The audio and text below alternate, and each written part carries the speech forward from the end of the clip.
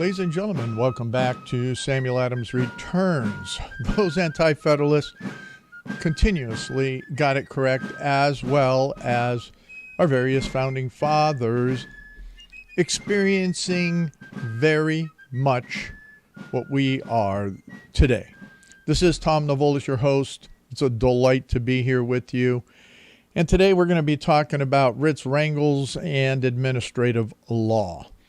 So writs, W-R-I-T-S, we have to go back to about 1761 and ask the question as to what it is, why did it become an argument, and the fact that it's still an argument today in many different ways. But we have to look at how the constitutionalism and the Fourth Amendment are supposed to be protective of our rights, but at the same time, they're not.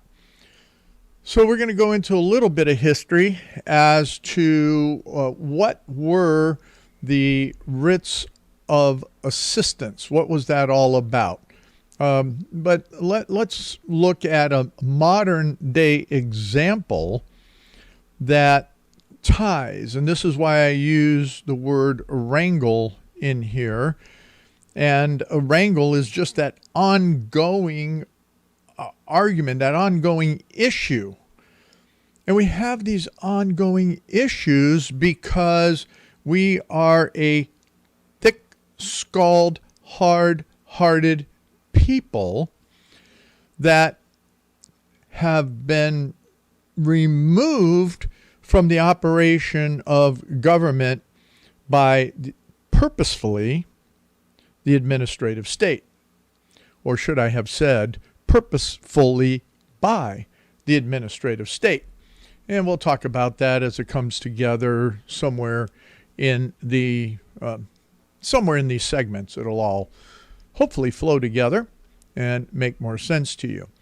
So the question is, and we're going to look at the resources that are there for you, always in the references at samueladamsreturns.net, and ask the question, why did the principle that a man's house is his castle cause James Otis to oppose the writs of assistance? What was that all about? Otis is known for the person that actually coined that phrase here in the American colonies.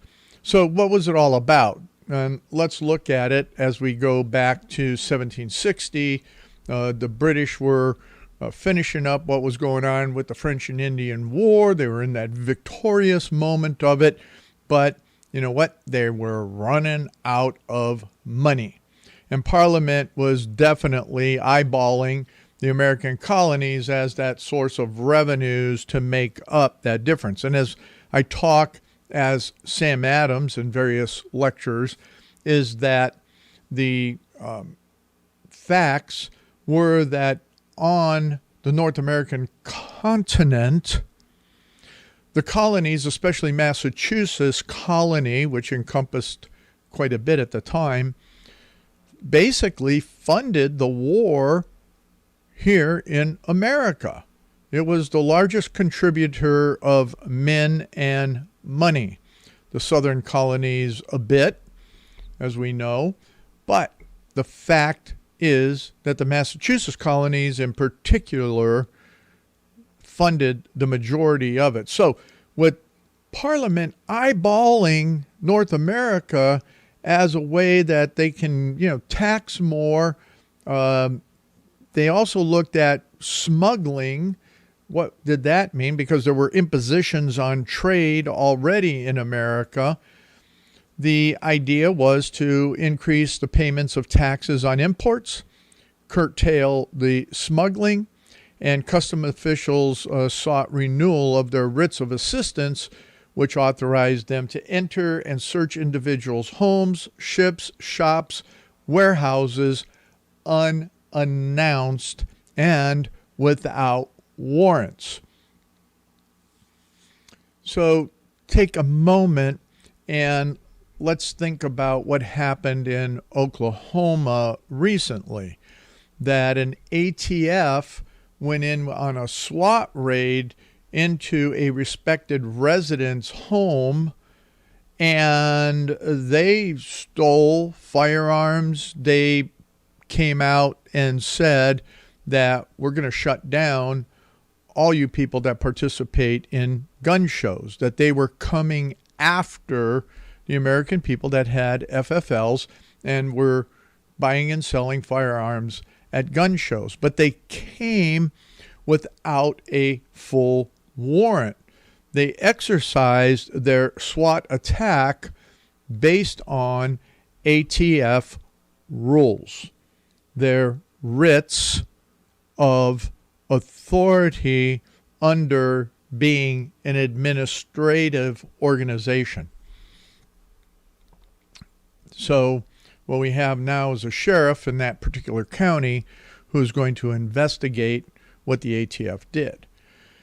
It's going to be interesting. Once again, the federal government, under the administrative rules, overstepping its authorities.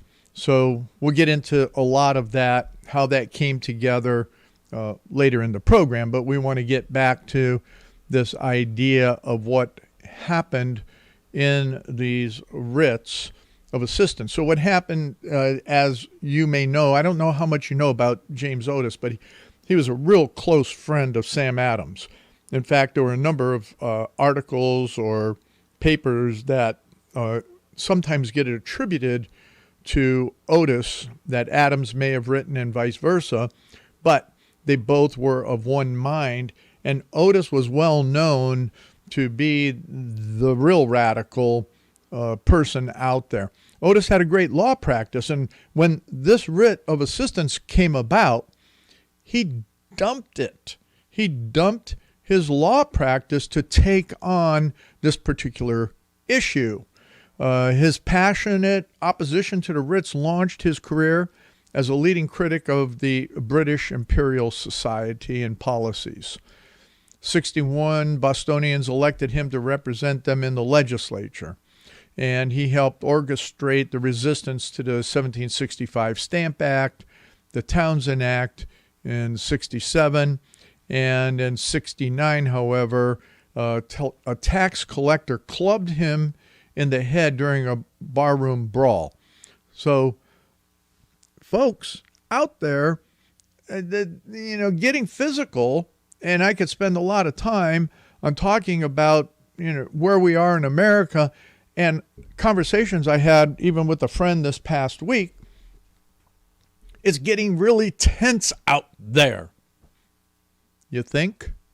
When you have such emotion wrapped around the issues of the day, we're seeing brawls in modern stadiums over, what anthem should be played, the national anthem that is patriotic, or the black anthem that is meaningless in relationship to this nation and should not be above our foundational ideas of respecting America, the flag, and patriotism. So what happened is that this prompted or exasperated some kind of mental issues with Otis. And unfortunately, from a historical perspective, he was literally had to go live outside of the Boston area because his inflammatory nature would just be crazy. And that craziness would only be subdued by living out in the countryside. And interestingly enough, when you read about his death, he was standing at the door of where he was living in the countryside, and he was struck by lightning, and that's how he died. Very interesting in that respect. So when we get to the argument now is that the references that I have here go on to discussing how he looked at this, writ of assistance, and how he considered it in relationship to whether you obey it or not. And from his perspective, the courts, as well as those that were in authority, should not use it. But they did. They used it blanketly. They used it for however they wanted to. And as a result, it was looked at as taking and depriving people of their freedom. And that such instruments are just these powers, and that the instruments then impose slavery on the one hand and villainy on the other. And that's what the writ of assistance is, according to Otis. It's worst instrument because it allows for arbitrary power, most destructive of English liberty, and the fundamental principles of law as they understood the English law. So he went ahead and he asked and he argued, even in a court case, which he ended up losing because those judges leaned heavily towards the crown. And so what we have now in relationship to this writs of assistance, we see that we have judges that are going along with the ideologies of the left, and that we have people, for instance, with January 6th that weren't even at the Capitol that are going to prison, that were arrested for somehow being masterminds or in conjunction with January 6th. Or in the case of a son and mother who just walked in and walked out of the Capitol, they're both going to prison for a number of years because of those types of actions. We could include the witch hunts, if you want, or the arbitrary power being exercised by the persecutors outside the jurisdictions by which they are looking to exercise their grand jury powers. Very interesting number of cases there that are happening. And it's just, once again, that arbitrary power and the writs.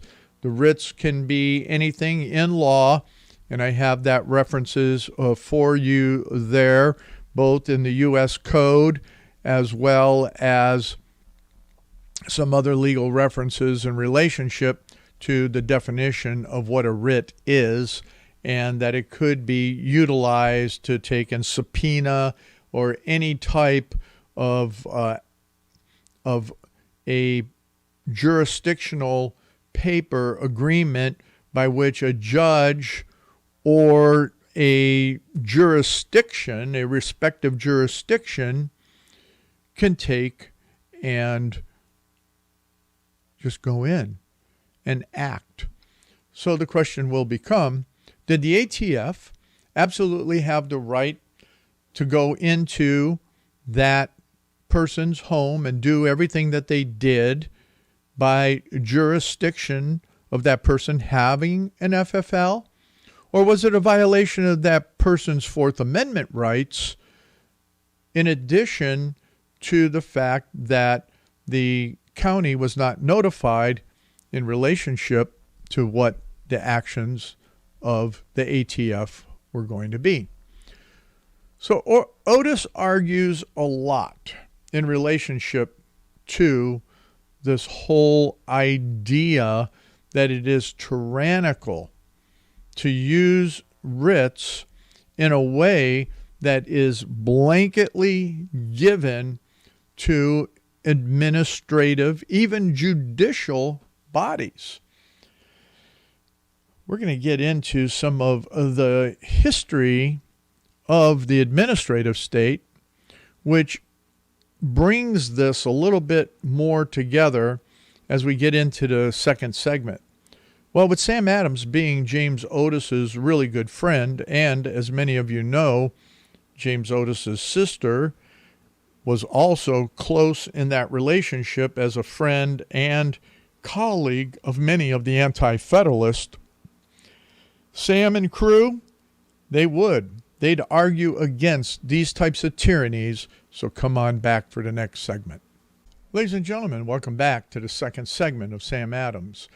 And I wish he really would. We'd have people that would talk about the return in really fighting the way that he did with the mechanisms that were there. And I think there are some that are coming up with the strategies, but once again, as we get into the administrative state a little bit later, we're going to get into the elements where education has dumbed the people down so well that we no longer, like the founding era, have the capacity on a general population basis to want to fight for liberty, because we don't understand what that is, nor do we understand tyranny.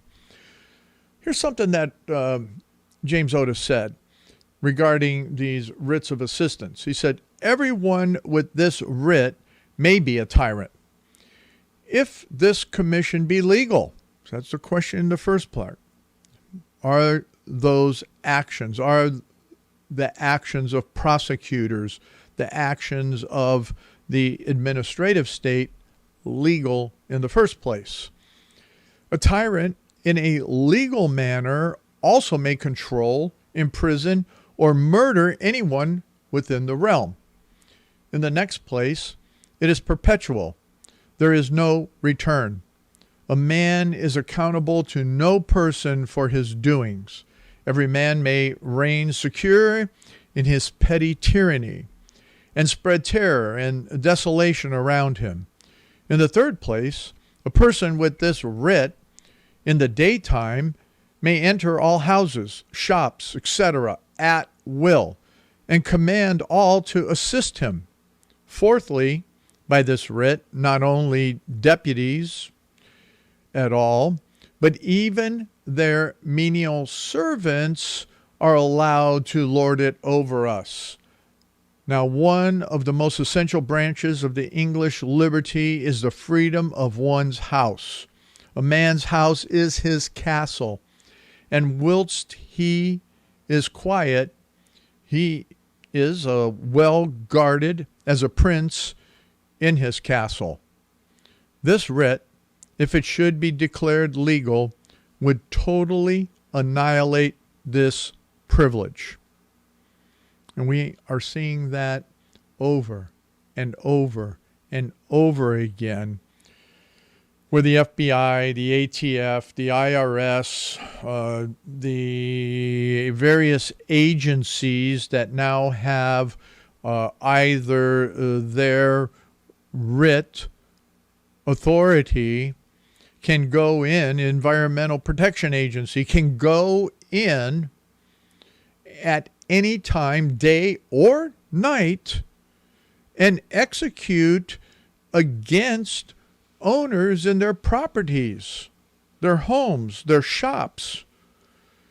And if they want, and they do, they command law enforcement to participate with them. This was, has been, and always should be an affront to the liberties of we the people.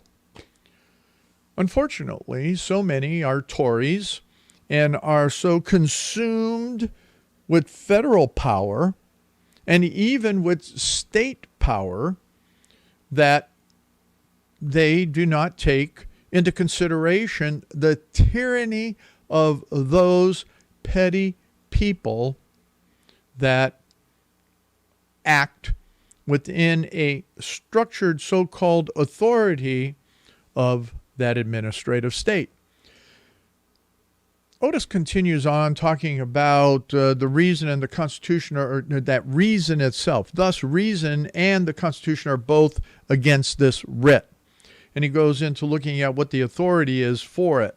And there's no instance that can be found in the law books, and that was the zenith of the arbitrary power, namely in the reign of Charles II. So when you talk about what were the star chamber powers, people have heard about that and the extremities that were there. The same ideas that were observed in that regard were also what were being looked at for the authority, the precedent authority for this writ of assistance. And in fact, that there was no act of Parliament that established such a writ, though it was there in words in the petition kind of made it sound like that.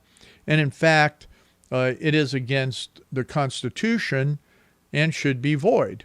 So that is also true in relationship to everything else that we have that is going on. So I don't want to belabor this because I want to talk about just two instances. One that I already mentioned on the Oklahoma ATF case. I want to look at the new writs of assistance. Here's a new writs of assistance is by Ian Samuels. It's in your references. It's in the Fordham Law Review that definitely goes through this historical perspective and the problems and where we're seeing these writs occur now, writs of assistance occur, is in what the NSA, the FBI, all the different agencies out there are doing on with social media. They're using that mechanism and identifying it in the same manner. So I think that it's incumbent upon us to take a look at these articles and look at the arguments that are already there, that where is it truly legislatively allowed for these agencies to act the way they are. We see this upheaval within the context of the Republicans now in the House, but before it was all okay under the Democrats, and the fact that as we look at the administrative state, it was, yeah, that's all fine and wonderful. Let's just let them do as they please. So in this particular article that I just mentioned, they go to Bentonville Police, got a warrant directed to Amazon seeking any recordings or transcripts that Amazon had of a particular person during the critical hours of a murder. Amazon resisted, but on the eve of a hearing on a motion to quash the warrant, Bates consented to Amazon turning over whatever data it had from his Echo, and the company promptly did so. So we're going into these legal showdowns. There's also another one that that's there on the NSA's general warrants, and that how the Founding Fathers fought an 18th century version of the president's illegal domestic spying under the NSA. And this article is at EFF.org.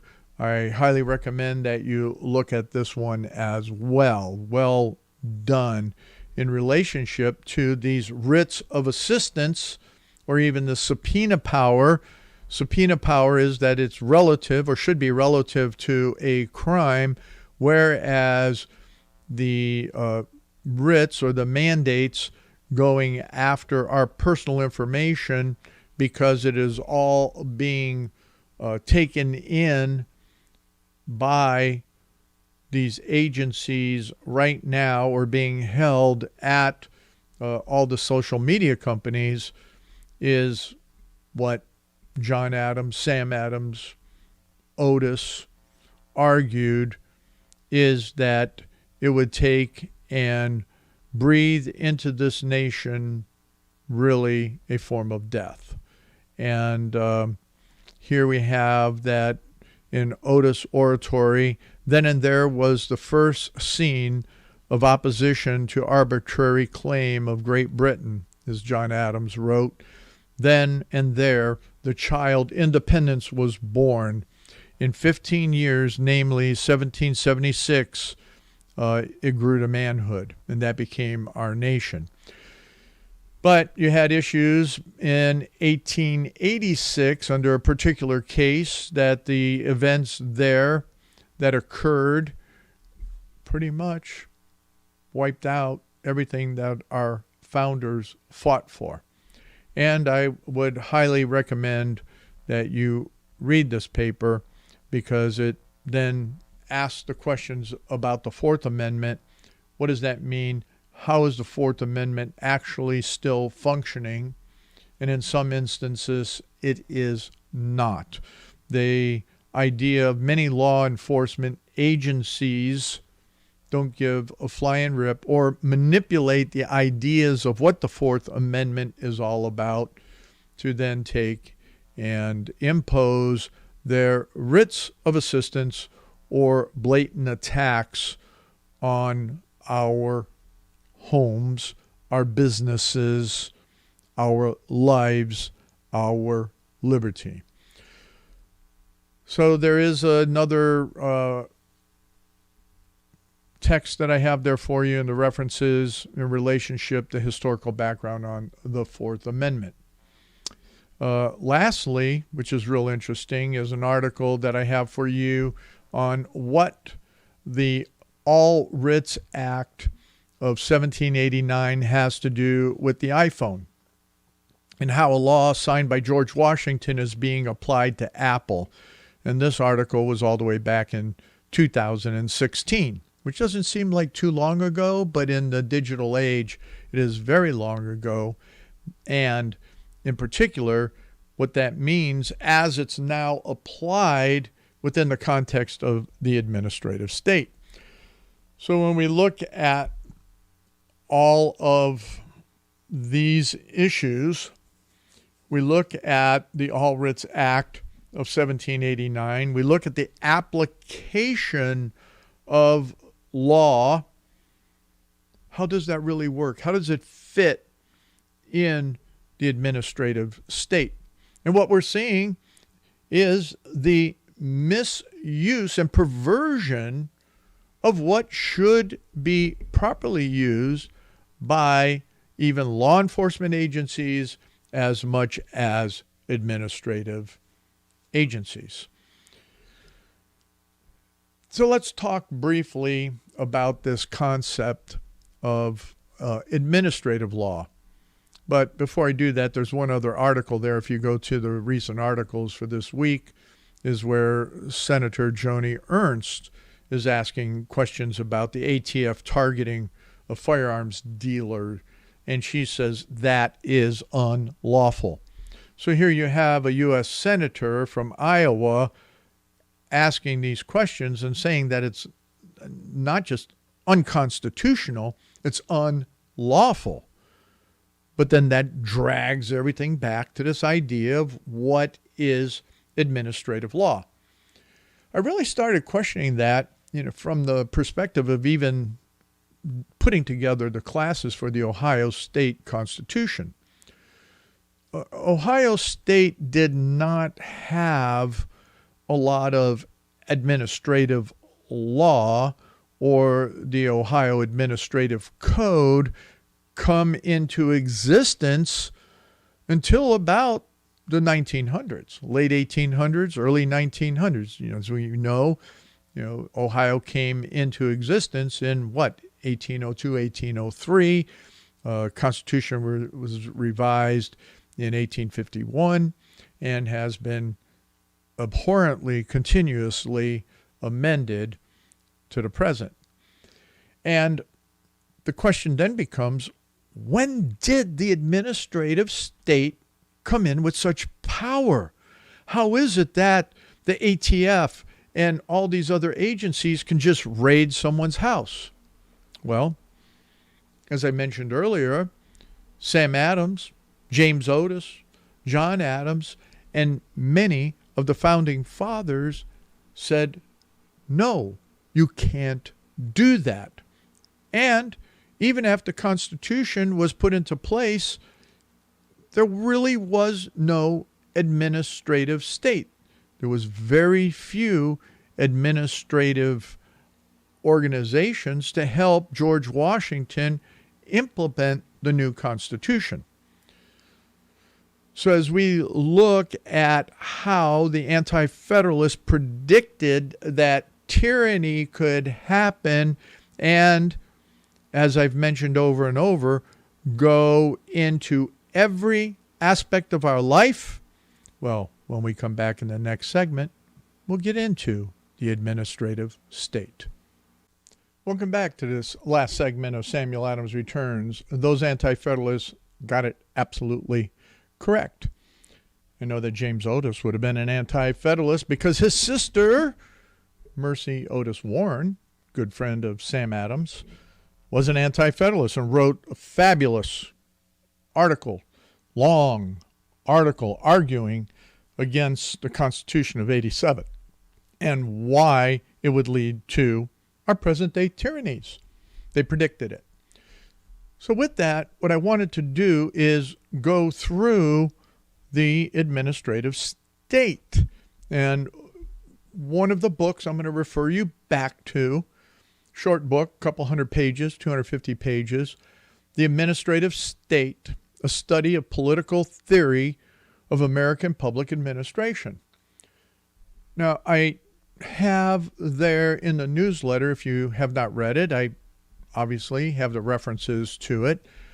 The question that I spoke to, asked about, and gave straight answers to was with the administrative state, what was going on.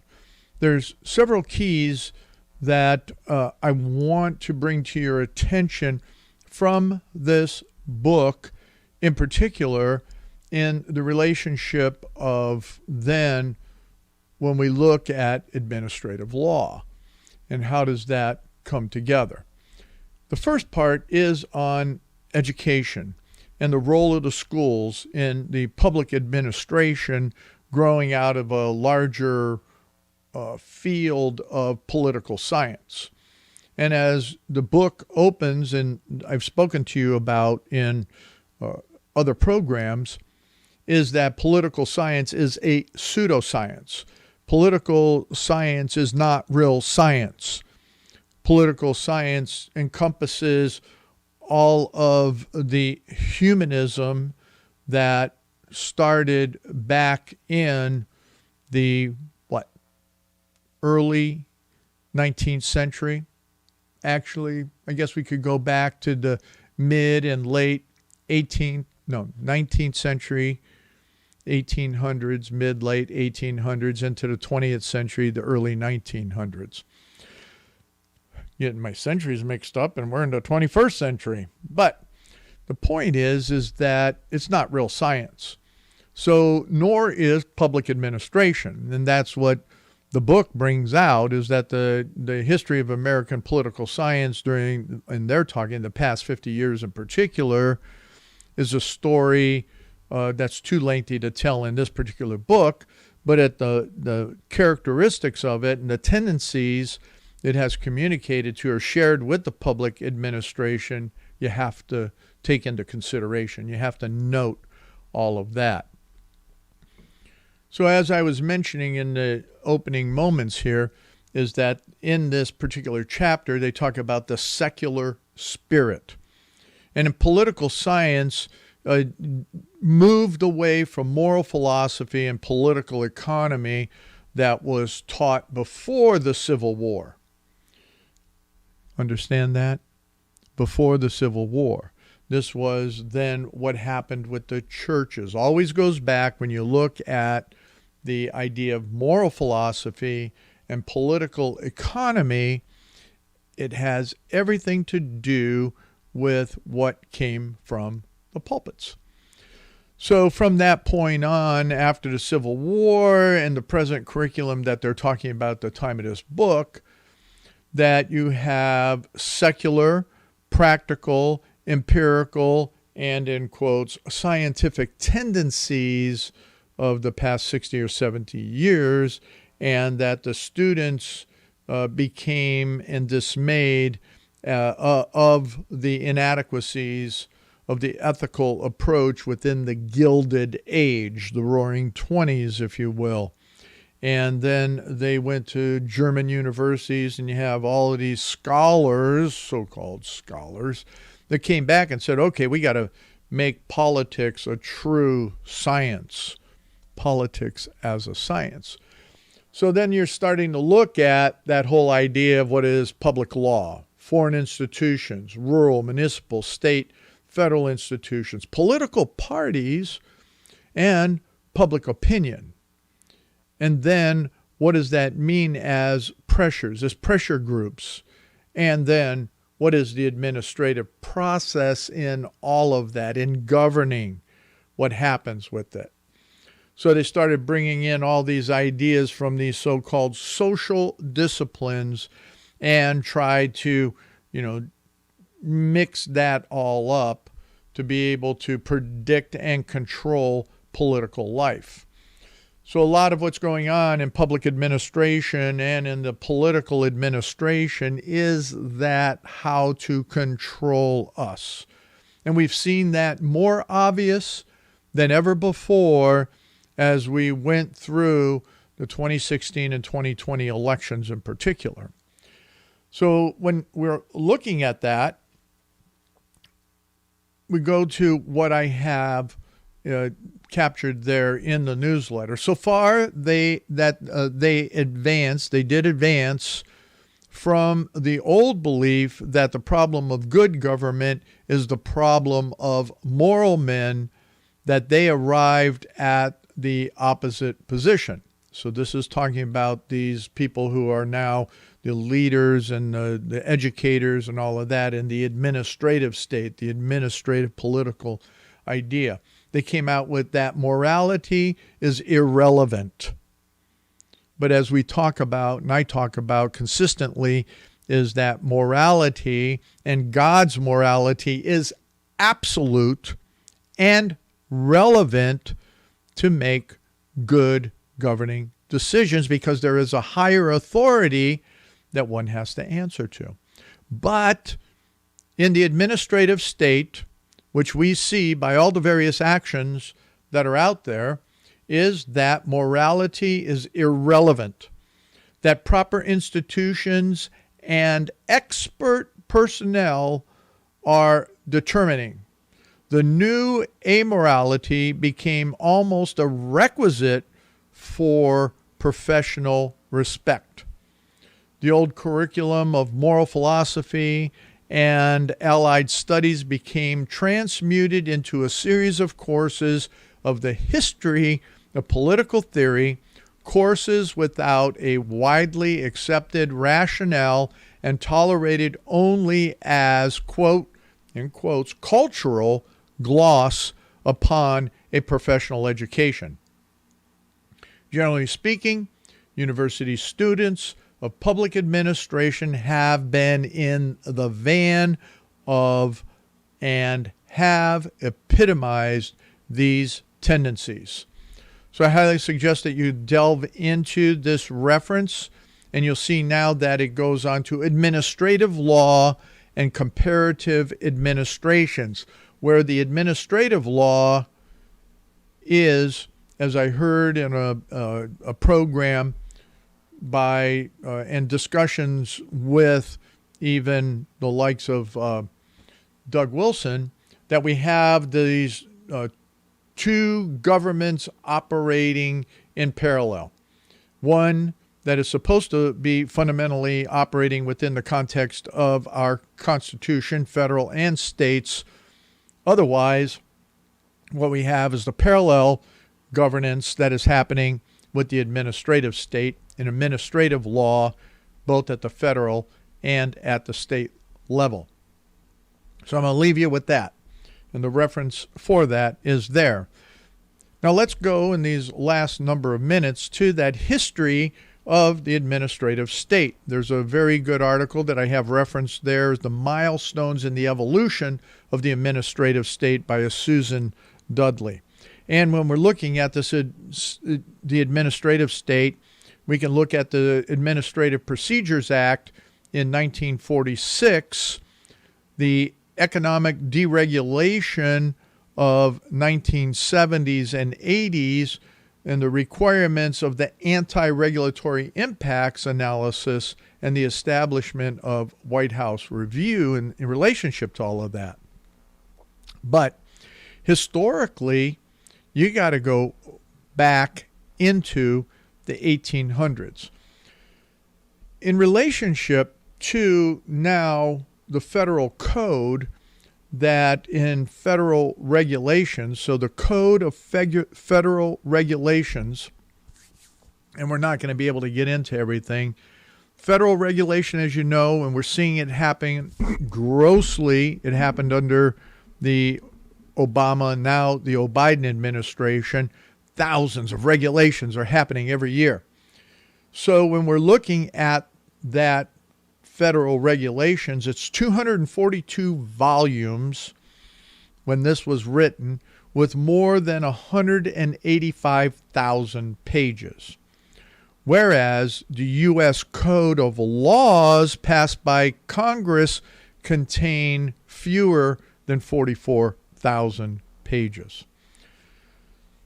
So when we look at this, we're seeing that the regulations are, you do the math, 180 some thousand pages, 185,000 pages. This is 4 point some times the amount of regulatory action that has the effect of law. Now, it is clear to understand, that you must understand, is that the intent, and there were a lot of legal actions taken to try and say, wait a minute, what's going on here? There's another good article, is the historical background of administrative law, the inquest procedure that comes out of Notre Dame Law Review. And that goes through the same questions, though, on the history of what happened from the time of the Inquisition, inquiring to the point where we are with now administrative law. But in these last 3 minutes, I want you to go to the history and danger of administrative law, is from a Phil Hamburger through Columbia Law School. And in here, he really takes it back in history, and he starts to ask those questions. Where is the right for these administrative powers?